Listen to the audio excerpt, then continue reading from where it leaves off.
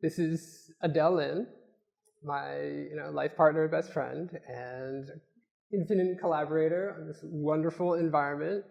And in all things creative, design, artistic, she's pretty much always right. Oh my gosh. This is Matthew Pinner, my life partner, collaborator, dreamer, teacher, student. But yeah, thank you for doing this with me and continuing with my crazy ideas.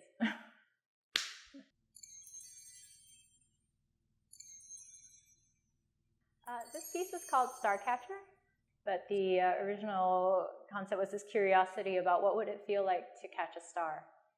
And so we built this LED ceiling, and it's pretty modular to different spaces. And yeah, tried to create the lighting and sound to make you feel like you're in a star field and are able to catch stars. And so as you're catching the stars, you're actually causing harm to the planet, the fictional planet that the audience is in.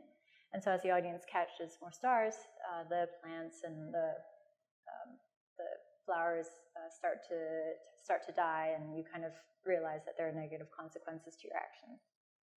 We're building a virtual world, so this is actually built in virtual reality, and you can actually play this in virtual reality. But we wanted it so that multiple people can experience it together.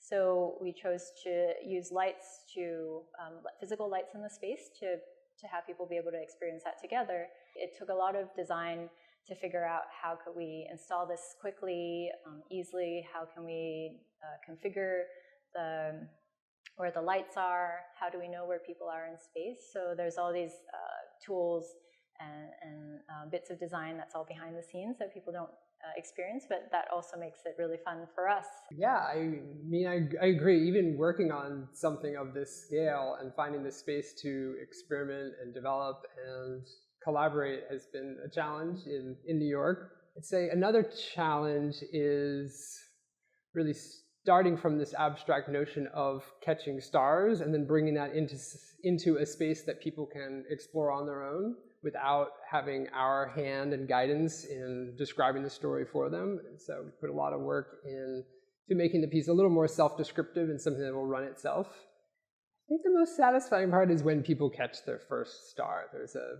moment of magic and whimsy where they realize that it's actually working the way we described. I think it's somewhat confusing until people come in and try it for themselves. I think beyond that, the ability to have many people playing simultaneously has really, I think, expanded the space to be more playful. There is various emergent behaviors and descriptions and justifications that people will bring to the piece, and I think hearing and watching their interpretations has been probably my most favorite part so far. Yeah, this, especially today, bringing a performance element to it and kind of adding movement and dance to the storytelling of the piece is really excites us. And we kind of really imagine like a fluidity between an audience interactive piece, but then also able to work with performance. And I think we really want to work towards something where the performance and the audience interaction can be really fluid and maybe even part of the same experience.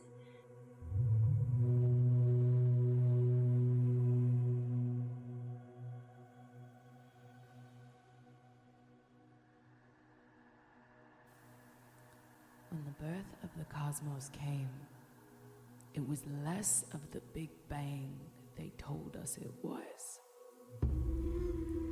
She breathed. And so bringing myself into the piece and working with it, and I'm pushing the bounds, and I know what is possible. So next time I can, figure out how to encourage that more, maybe with different types of interactions. And we're thinking a lot about how technology integrates with the environment, or how, what is that back and forth conversation, and how can we maybe have more alignment between technology and nature and ourselves, and so that we're able to figure out how not to cause so much harm.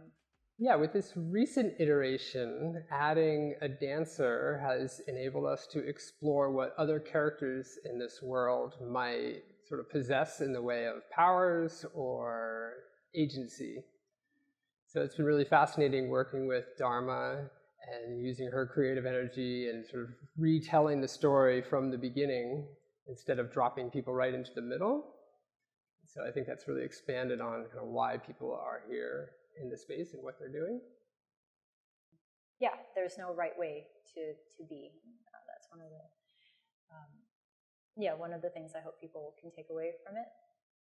I've learned through doing this piece and studying the stars and seeing people here that we are all as unique as the stars, and only through moving together can we make life better. Yeah, we have to make each other better. I think we have to stop looking at our differences and our faults. Yeah, and today's dance piece was about, like a creator and a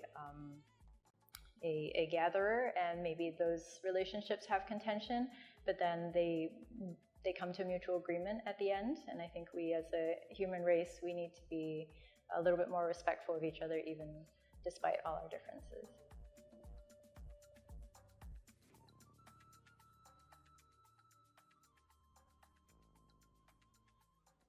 Yeah, I guess I would say